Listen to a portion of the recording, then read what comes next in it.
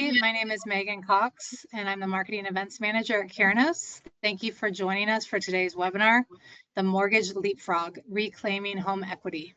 Our speakers today will be Ken Flaherty, Director, Retail Lending at Curinos, Anthony Stratus, VP Lending Partnerships at Figure, Chris Runty, Director of Sales and Operations at Citizens Bank, and Tim Schmidt, SVP Home Lending at US Bank. Curinos empowers financial institutions to turn insight into bottom line impact, driving confident decisions, deeper customer relationships, and profitable growth. If you have questions during the presentation, please type them into the question box in your GoToWebinar control panel, and we will try to answer them. This webinar is being recorded, and we will send the recording along with the PDF of the PowerPoint to you via email post-webinar. I'd like to pass it to Ken Flaherty. Great. Thanks, Megan. Welcome, everybody. And welcome to Anthony, Chris, and Tim. Thank you so much for partnering with us and being our panelists on today's exciting discussion on home equity. For those not familiar with Curinos, I thought Megan summed it up perfectly, but a lot of the data that you're going to see here today, specifically on what's happening in the home equity market, is squarely within our origination and portfolio benchmark. So this is all lender source data that's part of our benchmarks that's creating those actionable decision intelligence pieces for lenders to be able to have those informed insights. So a lot of what our benchmark lenders use for those decision practices are going to be displayed here today. Anthony, tell us a little bit about Figure. And a pleasure to be here. Thanks for having me. So Figure is one of the largest non-bank home equity providers in the nation today. We are a fintech at heart and believe that we've developed a faster, better, cheaper way of originating mortgages, and we're looking to expand beyond HELOC. Our primary business is through our partners, through our business-to-business partners that make up probably 80% of our volume at this point. And we've had a lot of growth over the past few years and really looking forward to hosting this webinar alongside our friends from US Bank and Citizens who have a different version of our product. Thanks, Anthony. Yeah, so we don't have slides for US Bank and Citizens. I think everybody knows those depository entities. But we've asked Chris and Tim to participate in today's panelist discussion because they provide an excellent perspective of when home equity is done right and done things a little bit differently of what are those success factors. So that's really the idea for today is not necessarily to hear from myself, but really to hear the perspective from Anthony at Figure and what they're doing differently and winning in this space, but also from the depository view of banks like Citizens and US Bank of kind of disrupting this really aged industry into really changing the process for the betterment of the industry and for our borrowers. So where are we going today? Really just to make this concise, we're going to look at market conditions, really to give us a good foundation of where we're sitting today, some of those headwinds and tailwinds factors. We can jump into the Leapfrog challenge of really what does that mean of thinking about home equity differently, not as a mortgage product, not riding the rails of the mortgage process, and really those key success factors of when home equity can win regardless of a home equity or a mortgage forward market. The risks of waiting will be our last topic of the risks of waiting to do something, to change the process and really to get on board with what consumers are demanding to make the process easier and more simple. As Megan said, we'll have some time at the end for Q&A, hopefully. But if not, please put your questions in the chat and we'll be sure to address those along the way.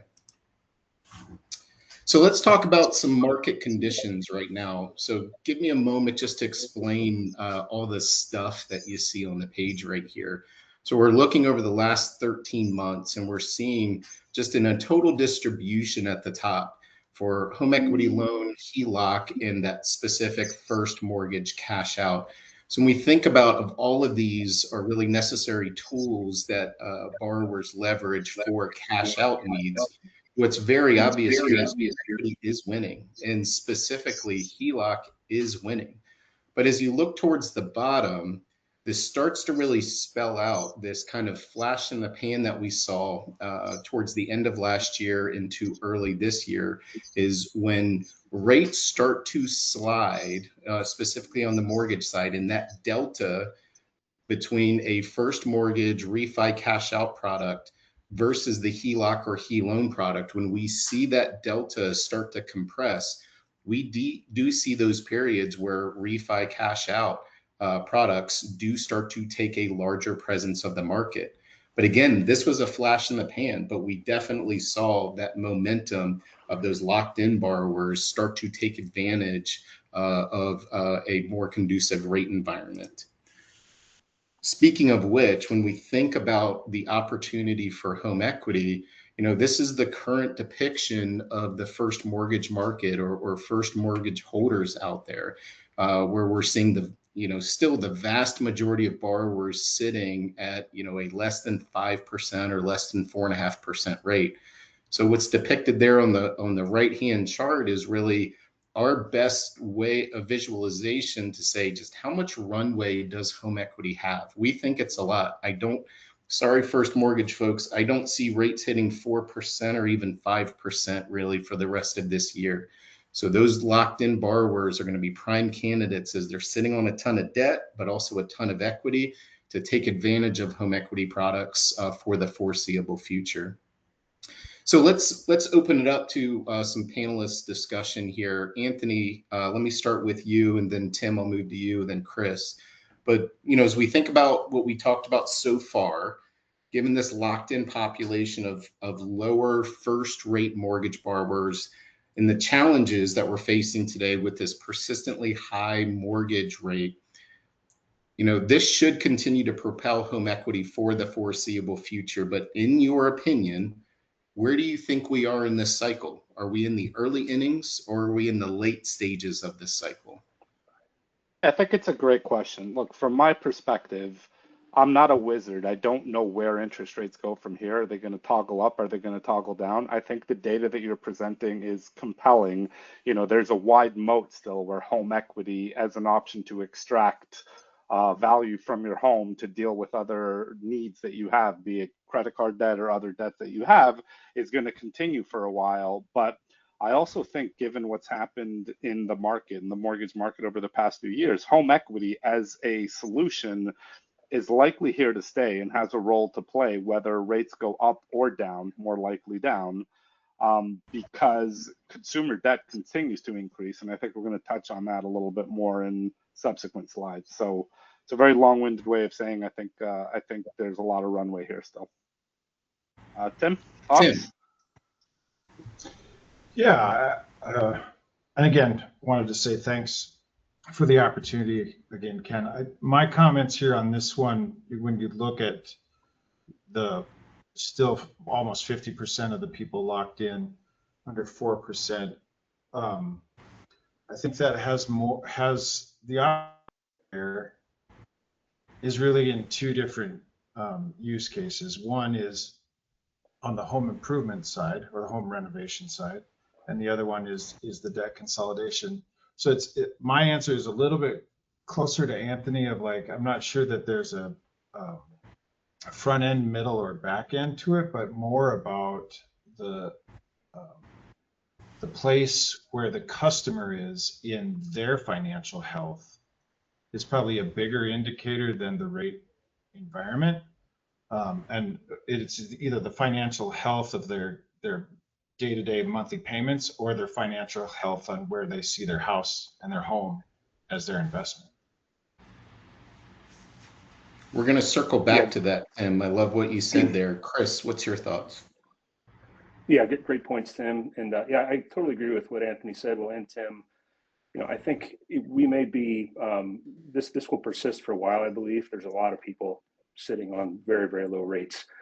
But I'm of the camp that the demand for HELOC is not quite as volatile as people think, and it's not as much driven by mortgage rates. I mean, I recall when I first learned the mortgage business, it was during a refi boom back in the early 2000s, pre-financial crisis, and HELOC was still a very attractive product at that time. I think in the 2010s, we all who have been in the business for a while we're dealing with customers' aversion to housing debt post-crisis, and I think that has waned. And I think now this recent, I guess, bubble, if you will, and resurgence of home equity application volume and volume is going to actually keep us propped up for quite some time. I think there's a greater awareness of the value of the product.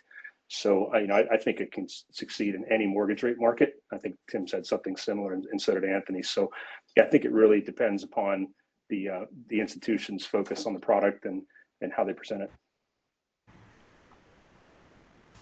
Thanks. I think all of you summed it up of way of we're all on the same page, but with a different perspective of why do we think we're still in the early stages, early to mid stages for this cycle.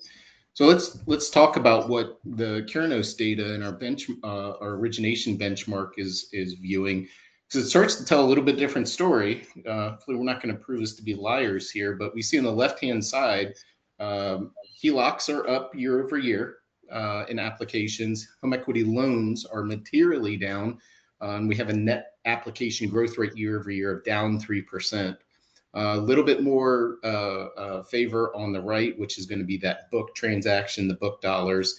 So we're up 5% year over year. So again, a lot of that was kind of at the start of the year.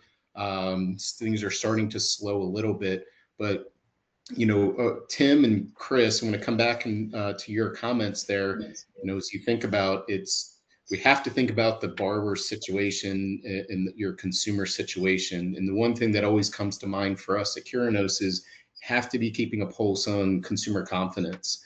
And right now we are at 2.5-decade lows of consumer confidence. Consumers are not very confident that we are heading in the right direction as an economy. Therefore, that plays a big determination in their financial health or what they're willing to do, i.e. take a mortgage out on their home. That's scary for a lot of consumers. And then Chris, as you mentioned, it's all about the focus of the institution. And right now, and is what we're going to unpack today is that viewpoint for a lot of specifically depositories. You're either in the box of this is a hugely profitable product for our balance sheet. And then you have some lenders that we're kind of mediocre on it. It's not that profitable. We want to zero in on how do we turn that into it's a high growth, high volume, and high profit product for the balance sheet if done correctly. As we turn the page here and we look at a similar view, now we're looking at lock volume and funded volume specifically on the mortgage side. Again, we're seeing some positive momentum here. In total, on the right-hand side, total volume is up 40% year over year. And you see that big growth number of refinance up 240%. But what we have to remember is purchase transactions are making up roughly 2/3 of all first mortgage transactions in the market today. So while I'd love to tout us on 240% refinance growth, it makes up probably somewhere between 15 and 20% of all transactions. So we're heading in the right direction. We need that purchase volume that's a little suppressed right now at 2% annualized growth to continue to improve for that market to continue to expand this year. We touched on this view earlier, but I think this is a really interesting way when broken out by month of really, instead of a year over year, but a month over month growth rate. And it really, I think, doubles down on this idea of if and when rates do move on the first mortgage side, borrowers respond. So we saw what happened in December, January, February, those weighted average rates specifically on refinance transactions started to come down. And then the international conflict happens and parties over, rates are back even higher to where they started prior to that. And then we see that month over month growth rate, in particular, April, 43% down month over month. So it's, again, that flash in the pan. It shows you what this potential market is capable of what borrowers might be looking for. We want to continue and be really bullish on home equity of, Chris, I love what you said. Rates really shouldn't dictate the ebb and flow of home equity. It's the borrower's needs and the opportunity that awaits us there. Speaking of which, from a need perspective, this is looking at a trend of total housing and non-housing consumer debt. Obviously, mortgage takes up the vast majority of that line, but if you look at things in totality, it's kind of a grim picture just from the average consumer, and it's probably why a lot of their sentiment is, I don't feel great about things right now. I'm much more in debt than I was a couple of years ago. If you look at that black bar on the bottom, credit card balances outstanding are up 21% over that same time frame, and we know the story with average credit card rates. So consumers are stressed, they're challenged, but I think this continues to provide more and more opportunity and resilience to this home equity market to meet those borrower needs. So let's jump back to our panelists. Tim, let's start with you. So we think about the what we're talking about here, the rise in consumer debt. Is this creating a sustainable growth opportunity for home equity lending? Or are we approaching a point where affordability and repayment concerns could actually slow demand? Yeah, I think the interesting nuance there, particularly when you're talking about interest-only payment on a variable rate, which is largely kind of a standard core old school HELOC pricing mentality, plays more into that than if you're looking just at credit card debt of like, how can I take that credit card, which acts very much like a line also, and make principal and interest payments and pay it down to zero? Because if that is the true, and as you accumulate credit card debt, you need to pay it back down to zero in order to like re-up your card, which is the natural cycle there. There's a counter-cyclical piece of home equity there. So when that happens, people look to home equity, but what they're actually trying to do is pay it down. So to me, I'm not sure it's a sustainable thing as much as a counter-cyclical piece of a positioning of like, it's fine to use the equity in your home, but what you really like, trading it off for another interest-only payment, albeit at probably a much lower rate, is not getting you out of the burden. Unless you have a feature or a functionality within that line in order to be like, if your conversation is about debt consolidation, it should be about terming something out in either a fixed rate option or some kind of piece where you can talk to the customer about healthy ways to get that debt burden back down, and that you're basically putting a loan within the line. So I think that it's not a sustainable piece as much as it is a timing thing, which is kind of back to what we were saying, even in that the first place that we stopped, is that it's there's more of an event and more of a timing piece in the way that you position things to customers about how the equity that they've built in their home is valuable to them. Love it. Chris, what are your thoughts? Yeah, I was going to say something very similar to some of Tim's comments about explaining to the customers and the borrower understanding of it. That's what I had in my notes for this slide here. Is really, I think, the challenge we face as an industry is customers don't understand a HELOC like we think they do. So I think, educating them on the value of the product, and I think, this might contradict what I said earlier about, customers are no longer averse to housing debt. I think that's in general, there's a resurgence of understanding of the product benefits. But the customers who choose to carry a high balance on a credit card, we need to refine our marketing messaging, and we continuously work on that on our end. And our conversations, when we do get an opportunity to speak with a customer on the phone or in a branch, our conversations about how the product functions, I think we overestimate the understanding that this is a viable option for many customers. And I think that's where our challenge is. One of my peers in CBA, so a lot of the things I will repeat here are things that I've learned, and so a little plug for the CBA members on the call. Maybe you're on it, but one of my peers said, we need as an industry to have like a Got Milk campaign about HELOC, so that it benefits all of us. To your opening comments, Ken, that as we all do better, we all perform better and challenge each other, it's good for us all. It grows the business. So I think that overarching product understanding, I think, is critical. But that's where my head is on this. I think it's a head scratcher when there's customers with plenty of equity in their home that choose to carry a balance on a credit card. This is where we can come in and help and educate them on the value of the product. Thanks, Kurt. I'm the first to buy that T-shirt when you have it made on the Got HELOC Got equity campaign. Yeah, Got Equity. Anthony, what are your thoughts?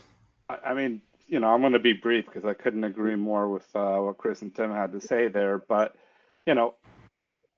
my overarching point would be that home equity is probably the most efficient way for consumers to have debt if they choose to carry debt. Of course, is it sustainable? Should consumers keep running a deficit where they're increasing their debt? Probably not. But what home equity does do, and we see this from our own originations where we have a debt consolidation feature sort of built into the application, is that a ton of consumers choose to take advantage of it, lowering their overall payment rather than increasing it by paying off revolving debt, personal loans, or other unsecured things where it is strictly beneficial to them to access the equity that they've built.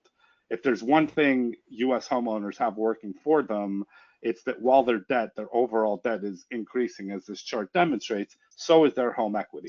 So at least you have an avenue by which to reduce your payment and give yourself a shot to come up with a more balanced budget, for example. Love it.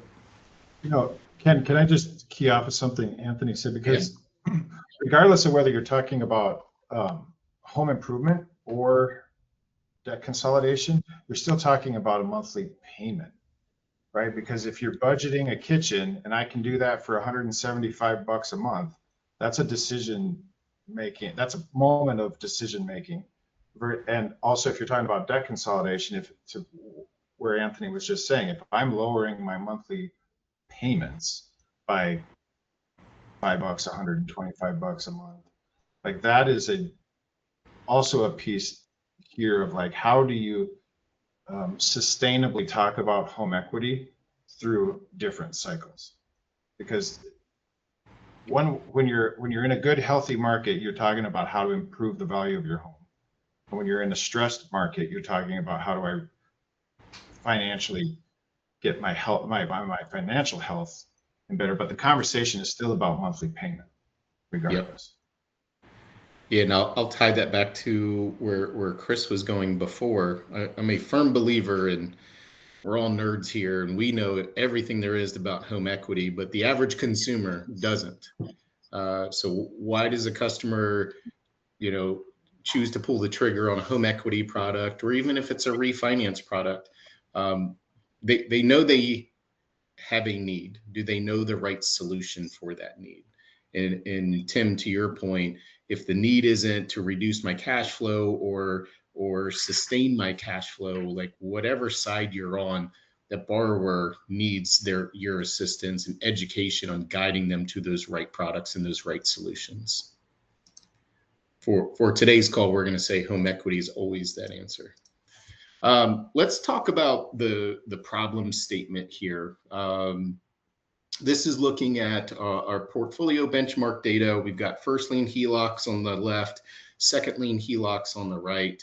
And we're really kind of peeling back the issue of the problem statement for many depositories. We can create the widget, but getting balances is another problem. So when you have approximately 44% of first lien HELOCs sitting at a $0, zero balance, and another 15% sitting in less than 30% utilization, the problem starts to get challenged very, very quickly. So I want to get the perspective of our panelists here. Chris, let's start with you. For first lien HELOC specifically, they're often viewed as a major improvement opportunity, as what's displayed on the page here, especially if and when first mortgage rates begin to decline. Refinancing activity may return. But today, many lenders are facing a different reality. With the high percentage of underutilized and non-utilized HELOCs, should depository lenders start thinking about the long-term opportunity versus the near-term profitability and the capital charges associated with carrying these largely unused rainy day HELOCs? There's a mouthful there, but yeah, excellent question, Ken. I think, on our prior slide, we're talking about customers on the other end of the spectrum that have reached the point in their financial journey where they don't even realize that they've unlocked value out of their home. It's a real milestone that we need to refine. These are customers who know what they have. They have a house, it's paid off. They have a home equity line of credit. I think you used the word grim on the last slide. It's funny because I have that in mind. What our experience, we don't publish our portfolio metrics. It's not quite as grim as this view. But the one thing I'd like to point out, well, really a couple of things. This is not indicative of their performance over the entire life of that HELOC. So I would say customers who open a HELOC and maybe in first lien and never ever use it during the 10-year draw period is a fraction of this. The most customers use it at some point, the vast majority. So the other thing I'd point out is we have a customer with a paid off house. There's usually a lot more going on. And as a depository, we have more than one side of the balance sheet. We're not just looking to facilitate a transaction and sell it off, or we're looking to earn a household. This is an amazing retention tool. And if you look at what these customers also hold with the bank, they're not a customer you'd ever want to lose. So are there some customers who may just open that HELOC for a rainy day? Yes, of course. Great. We have that solution for them. We also have some advisory services, investment services, other opportunities. And, we're doing a deep dive, and there's probably one of my coworkers on the call that know what I'm talking about. We were kind of refining our thoughts on some of our retention programs, and we did some deep dives on a subset of customers that look similar to what you're showing here, Ken, and to see what type of total relationship these customers have with the bank was eye-opening. It's a very valuable tool, and I think the HELOC product for customers who know how to use it, and they're at the very educated side of the spectrum when it comes to how to use equity, are a valuable household. So yeah, if you're looking at it strictly from a siloed product standpoint, yes, it might be a drag in the financials. You have capital tied up to hold these accounts, but look at the broader picture. It's a pretty good household that we all want. Thanks, Chris. Anthony, what's your perspective of how lenders should be looking at the first lien HELOC opportunity? Yeah, thanks for the question. So I agree with a lot of what Kristen said there. From a bank perspective, I'm fully respectful of the fact that it's a holistic relationship that you aspire to have with a customer, and one where you're looking at the lifetime value of that customer and what other services you can provide. Respecting that view, I'm going to provide a different perspective because this is sort of how we've designed our product. Ours is a purpose-driven product that is designed to attract customers who have a need now for the equity in their home, to cash out the equity from their home and do something with it. It could be debt consolidation, it could be home improvement, any one of the things that we've covered. And the point that I wanted to make is that through design features of the product, such as having perhaps additional origination fees up front, or in our case, requiring some percentage of a draw up front, what you're actually doing is filtering the customers that you're attracting to your product to those that have that need, want a quick and efficient experience, and then want to do something with those funds immediately. So it's not that I think our approach is better or worse. The point that I'm trying to make is it's complementary. And if you do want to look at it from a transactional perspective or a complementary perspective to a rainy day HELOC, there is something that can be done, and Figure is an example of what that could look like. Tim, round us out from a depository perspective. What's your thoughts on this? I've never not known a salesperson that would say, "Give me something to talk to my customer about."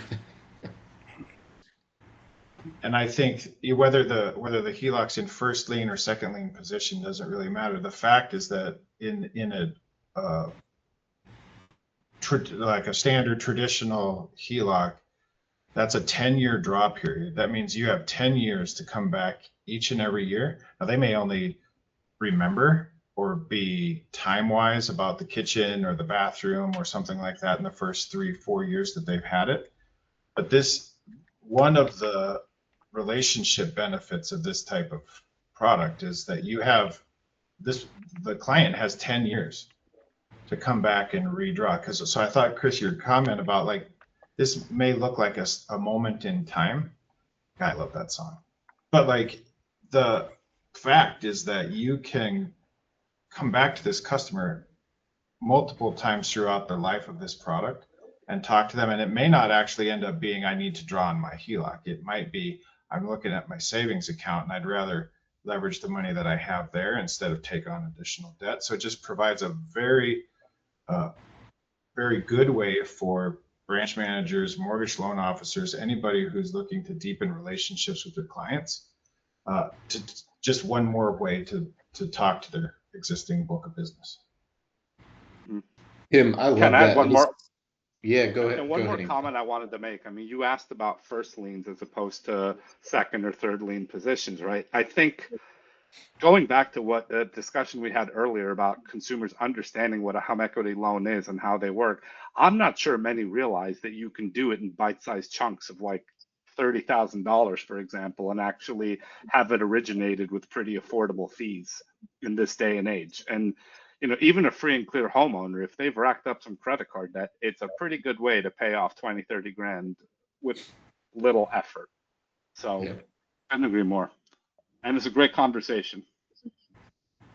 Yep. Thanks. Tim, I wanted to comment something on what you said. That was a very refreshing way to look at it from a depository perspective, where it's not ideal to have non-utilized and underutilized HELOCs, but that does give you that arrow in the quiver to be able to have that check-in with that borrower. Maybe it is an encouragement to draw, but if that continues to do what the home equity product is generally intended to do from a depository perspective, it can be that opportunity to revisit the well for additional cross-sell, deepening opportunities if it isn't specifically around the existence of the HELOC opportunity that they already have. Let's take a different approach on this. Anthony, I'm going to ask you if you could walk us through this, because there is a challenge here from a tighter operating environment that we all have to kind of recognize here. So if you wouldn't mind walking us through this and getting our panelists engaged again. Sure. So I think the backdrop, especially for the depositories, is pretty clear, right? Over the course of the several past few years, there's been a retreat, I think, on the part of depositories ceding mortgage origination activity, the independent mortgage banks or the non-banks. Interest rate margins have been compressed. I think some of the balance sheet and capital rules have been difficult for depositories to accept, especially for HELOCs, where they could sit on a balance sheet undrawn. That's subject to change. And what I'm hearing from many of our prospective partners and existing partners is there's a increased desire on the part of depositories to re-enter mortgage. And we're going to talk here in a moment about what one avenue might be. I'd love to get Tim's perspective on this too. How do you think on the return on equity that could be had from HELOCs, and how does that fit into your portfolio? I would say from a return on equity perspective, I think it will tie right back into the utilization, right? Because if you don't have a balance, you don't make money. From a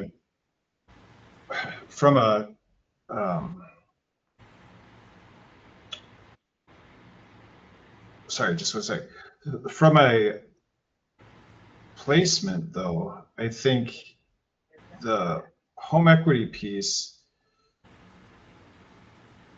I think it's a what I'm trying, sorry, I lost my train of thought. What I'm trying to say is, like, I don't think you have to look at it as a balance sheet spread income play or solely or a fee income play. I think that there is a place for both.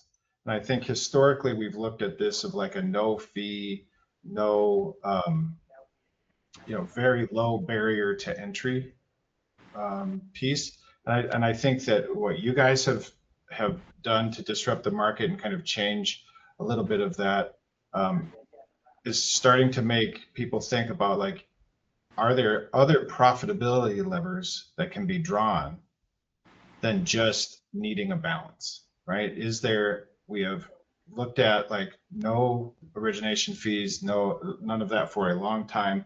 We've also looked at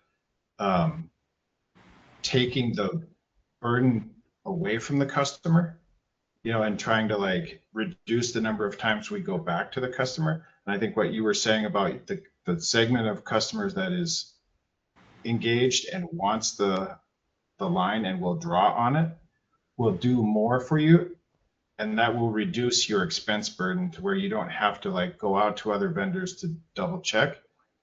They will provide the information to you so that from a cost perspective, also your cost to originate, you can place some of that back onto the customer, because that type of customer who's going to draw and make you money is more willing to do things, I think, than they have been in the past. So I know I kind of went sideways there for a second, but I think the cost to originate, placing more of the burden on the customer, I think that's a little bit of a misnomer in our environment today. I think that's a historical view. And then I also think that the view of fees is something that has also changed a little bit, particularly by some of the different entries into the marketplace.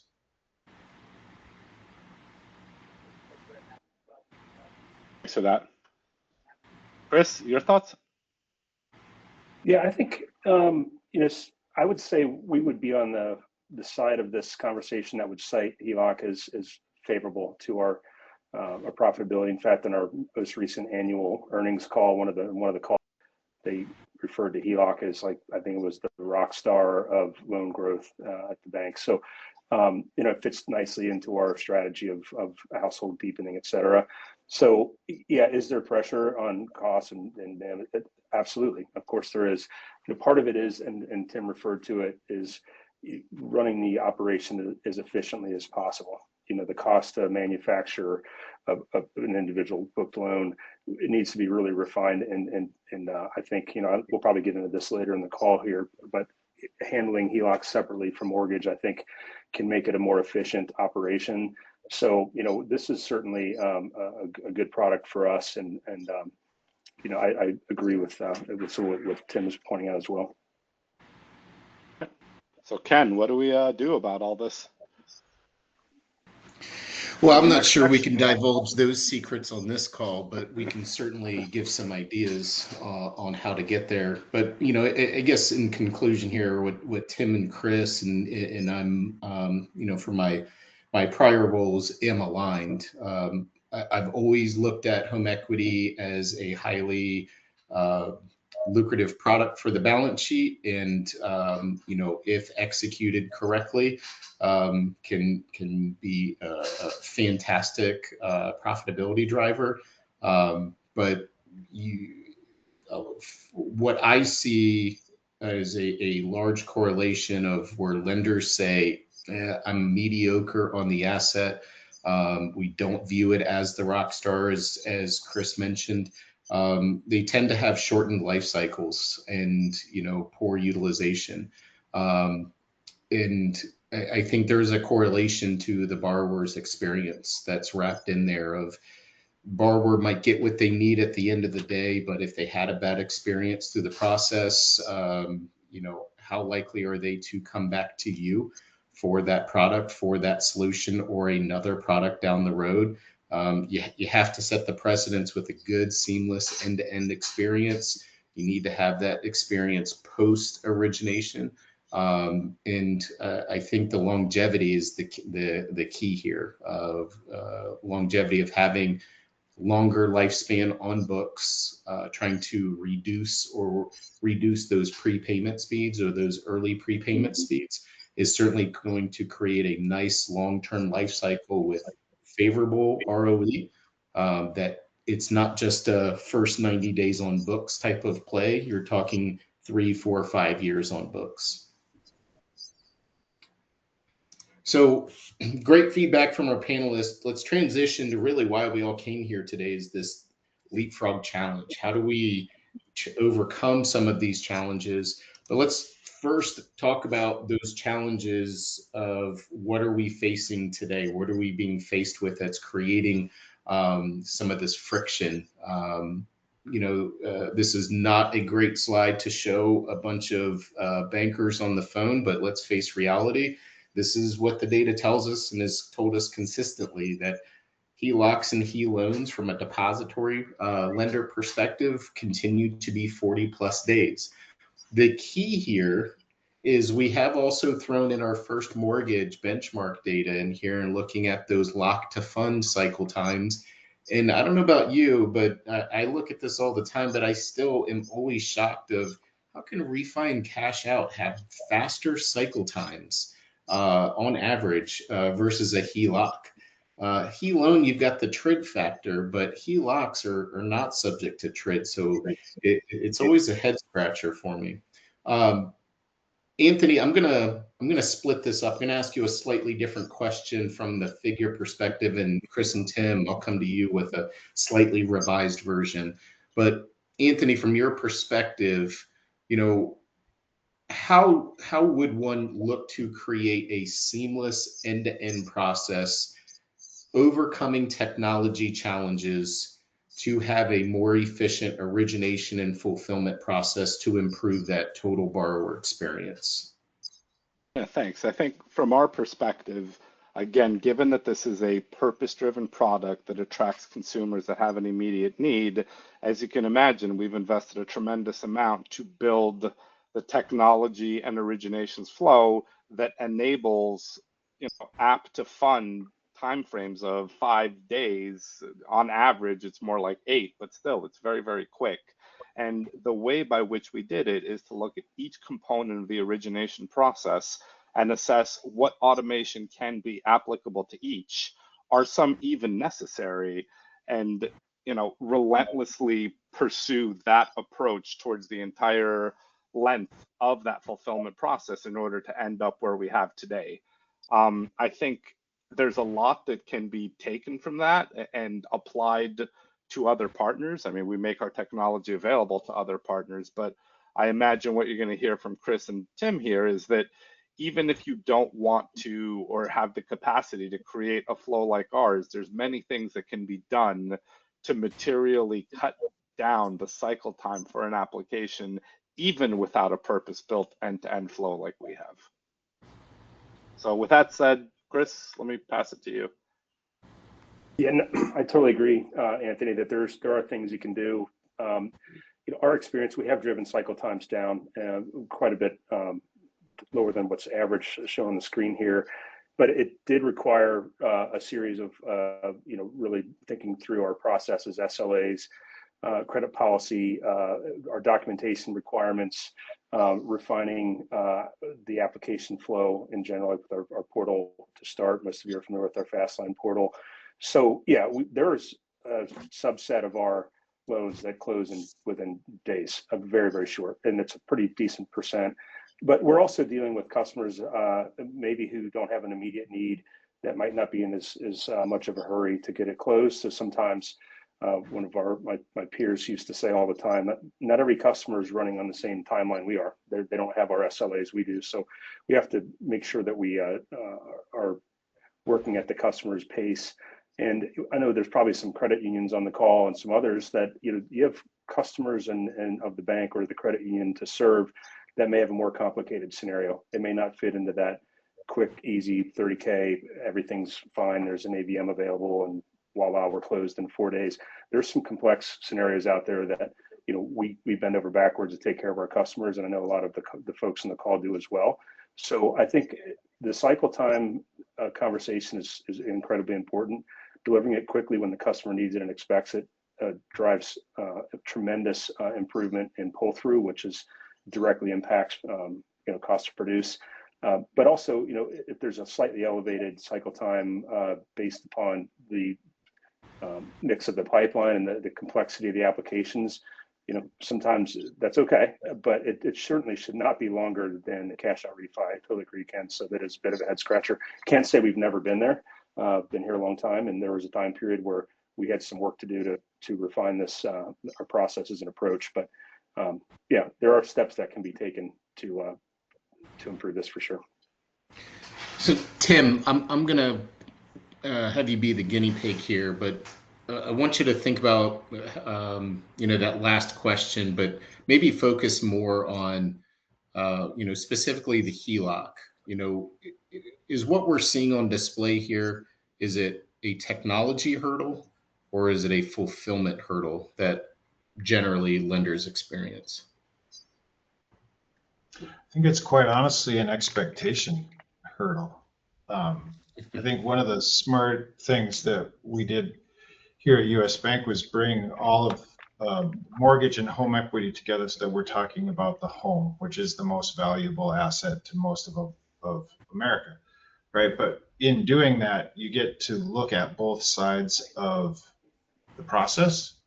And I think we were talking earlier about this or in a prep call, but like even something as simple, and this goes back to setting expectations, even something as simple as understanding in a purchase experience, one of the very first questions you ask is, what is your closing date? When do you need this money by? And whether you're doing that on a purchase standpoint or a refi, because you're largely running the same rails with the same sales force, with the same experience and some of the same practices.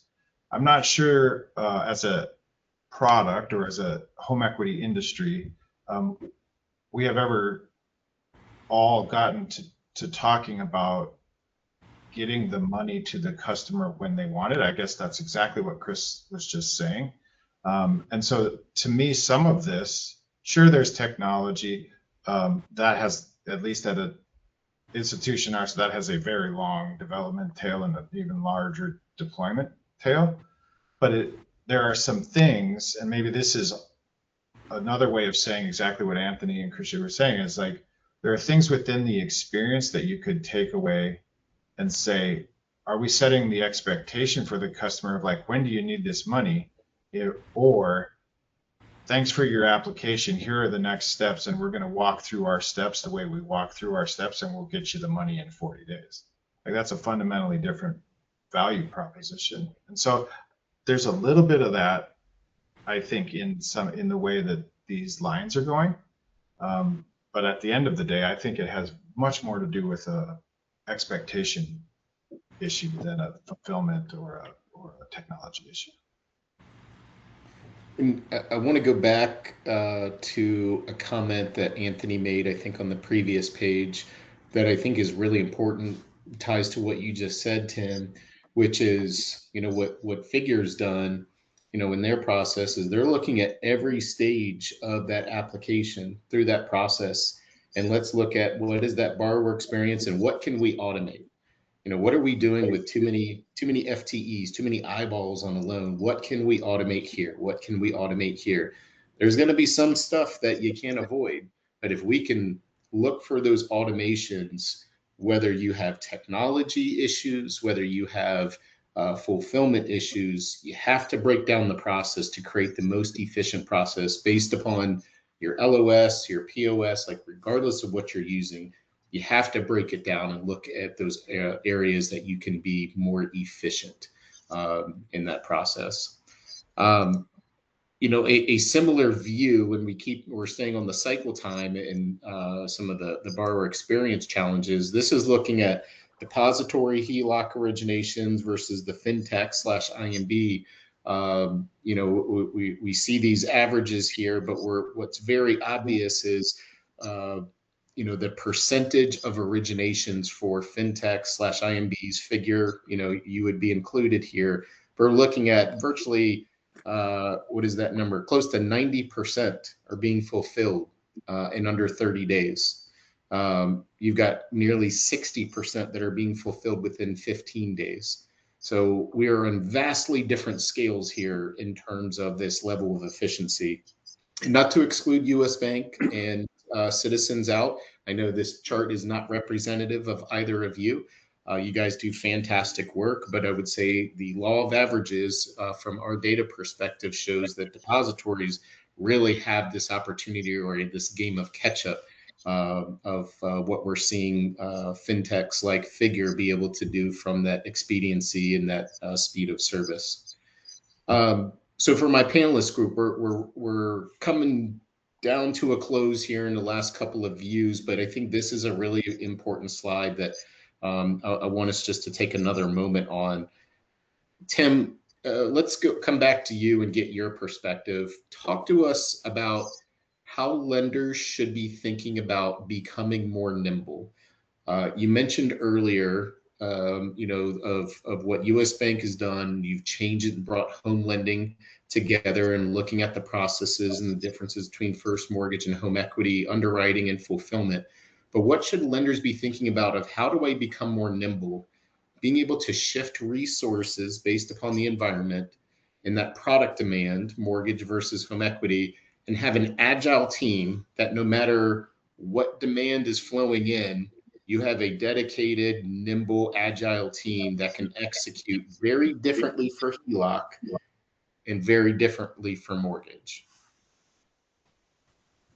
Yeah, I think it's a fair question. I think it comes down to the complexity of the borrower and the complexity of the request. We have often used the clear TSA general boarding kind of concept. Now you get to keep your shoes on in general boarding, so the analogy doesn't make as much sense anymore. But like, I do think it comes back to just keeping it very binary in like, what is the complexity of the customer that you have to underwrite, and complexity of the ask, and how much are they asking for, and what, from your own credit policy, what verifications is that going to require? If you stay focused on those two, I think that there's a lot of places, to Anthony's piece of you, if you map your process out and then lay lenses of complexity of borrower and complexity of request over it, that would be the best approach to find the places where you're losing time. Chris, what's your perspective here? I know you and I have talked a lot about this over the last years, but what's your perspective on this idea of having a nimble process, nimble group of teams that can address both home equity and mortgage, but be treated so differently? Yeah, I've got a lot of feelings on this one. Can you still hear me, Ken? I lost the webinar on my phone and my laptop isn't cooperating at all. So can you still hear me? We can hear you just fine. Okay, great. Yeah, it's not showing up anymore for some reason. But as far as your question about having a nimble group that can shift back and forth between mortgage and equity as demand, ebbs and flows, I don't like that idea from a HELOC perspective.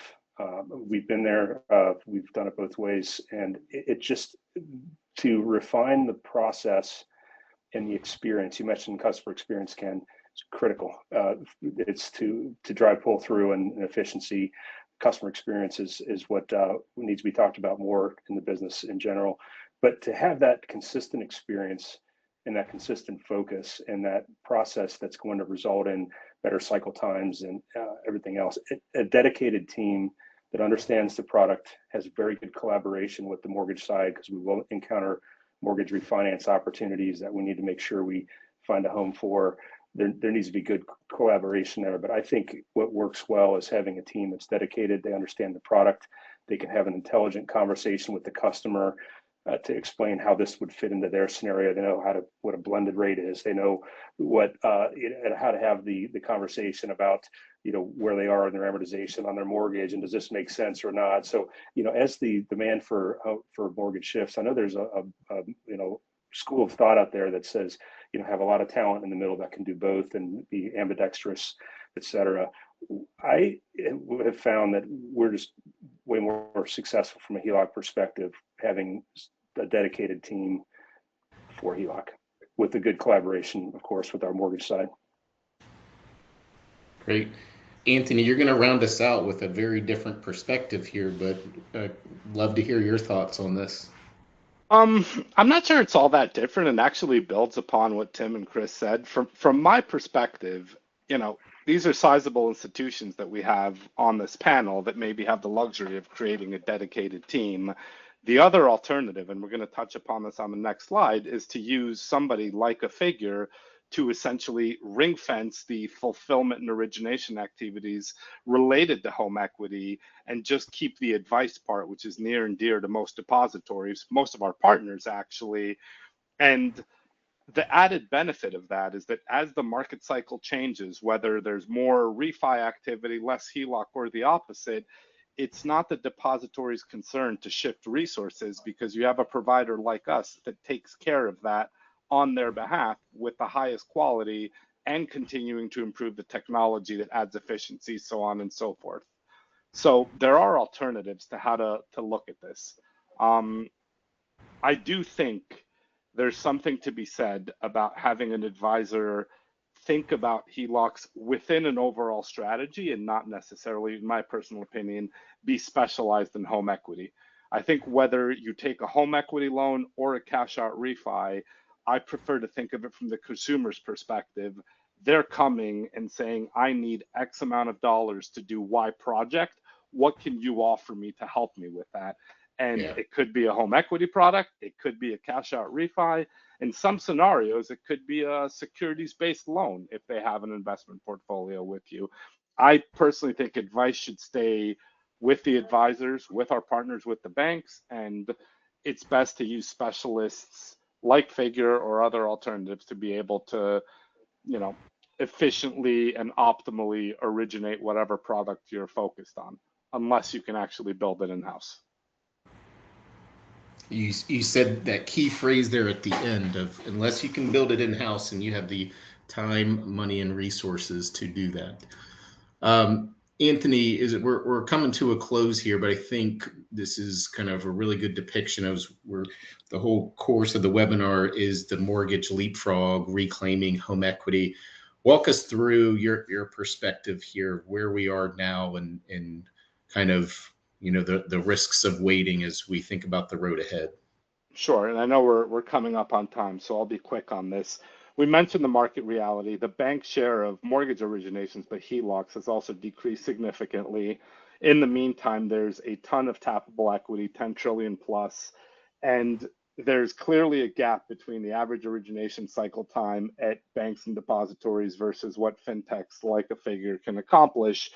What that leads to is an opportunity about how can a interested institution think about re-entering the market efficiently, be it first lien, second lien, home equity, or even cash out refi alternatives.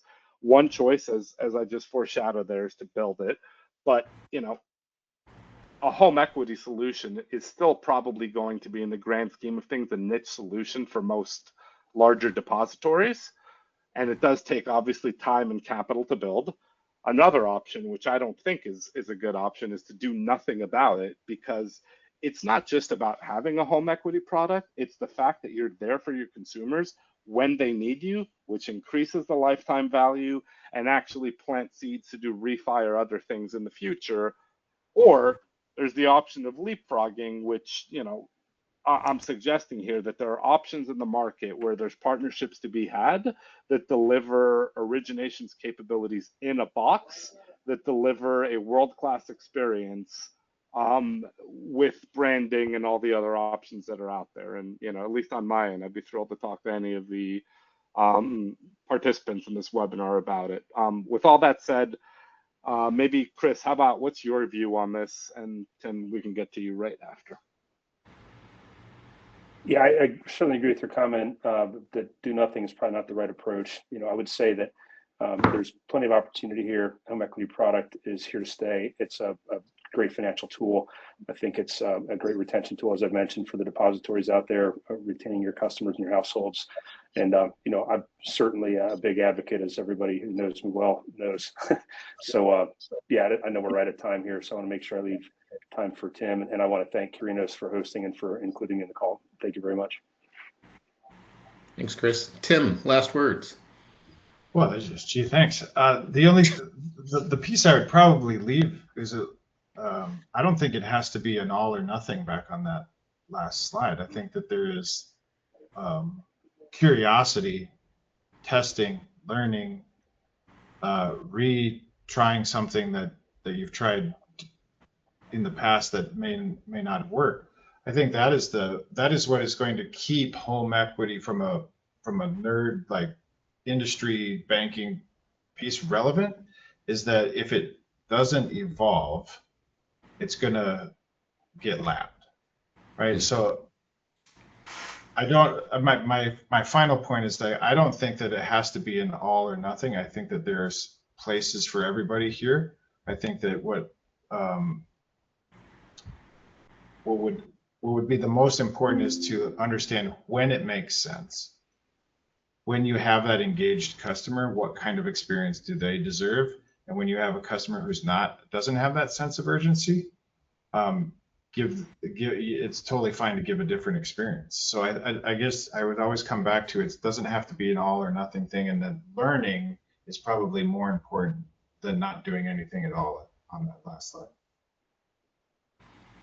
Love it. Tim, thank you. And big thank you to all of our panelists, Anthony, Chris, Tim. Thanks so much for your perspective, your expertise in guiding today's conversation. For those that still hung up on with us on the phone here, you have our contact information here. You want to shoot us a question, bounce some ideas off, you got our contact info. We're here. Thanks for everybody for joining. Always love a follow-up conversation if you have them. And again, big thank you to our panelists for making today possible. Hope you guys have a great rest of your day. Thank you.